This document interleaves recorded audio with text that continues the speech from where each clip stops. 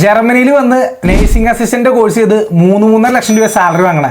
German passport ഇത് കയ്യിൽ കിട്ടാറായി. ജോണേട്ടൻ ആളാണ് നേഴ്സിംഗ് അസിസ്റ്റന്റ് കോഴ്സ് കംപ്ലീറ്റ് ആക്കിയ ആള്. ചേട്ടൻ എത്ര വർഷത്തെ കോഴ്സ് ഇവിടെ ചെയ്തത് ജർമ്മനിയിൽ? ഞാൻ 2 വർഷത്തെ കോഴ്സാണ് ചെയ്തത്.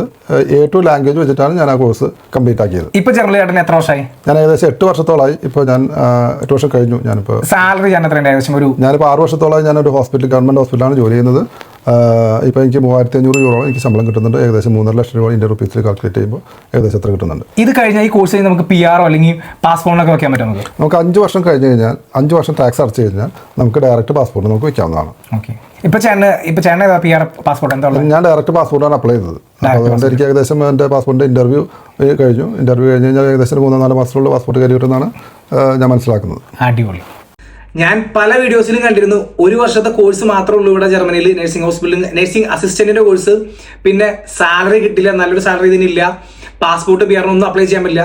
ഞാൻ എപ്പോഴും പറയുന്ന പോലെ ഈ പറയുന്നതൊക്കെ പലരും എക്സ്പീരിയൻസ് ഇല്ലാത്ത കോഴ്സ് പോലും കംപ്ലീറ്റ് ചെയ്യാത്ത ആൾക്കാരെ പറയണേ.